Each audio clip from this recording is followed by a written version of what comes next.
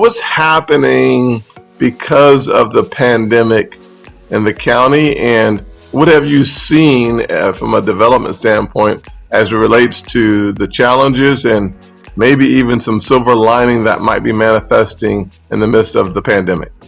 Thank you, Senator. So what we saw at the very beginning, we noticed was some of the regional and local banks really were able to help with the PPP. Some of our small businesses and even smaller industries that we dealt with the larger national banks really had a tough time. They really kind of stuck to the side and really did not get the attention they needed on the PPP. This second round went really well because most of the business and industry know how to work it.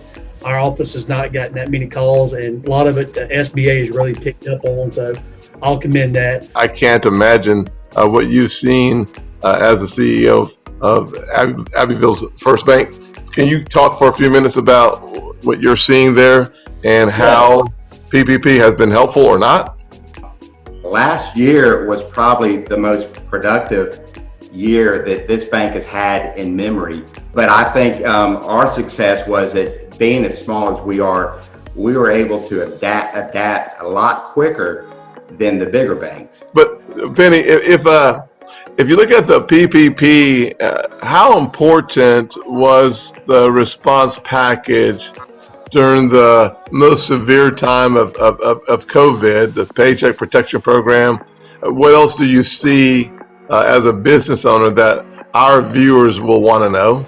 Okay, PPP loans affected my business by giving me the income to bring my employees back to work. We shut down the middle of March and were closed till the day after Memorial Day. So the PPP kept me going and kept me able to pay my utilities and pay them because that's what it was deemed for.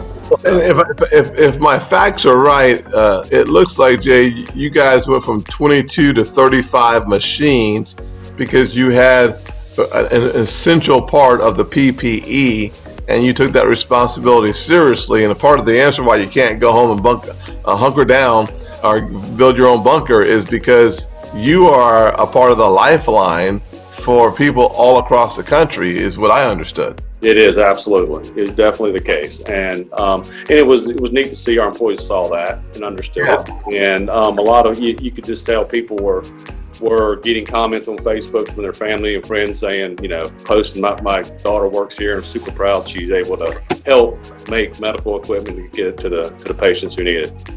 Well, Penny, I would say the last thing you need is an increase in your cost of business by increasing the minimum wage to $15 an hour for all your employees. I have basically 5 to 6 that work with me on a daily basis. I would go to 3 and they would have to do all the work.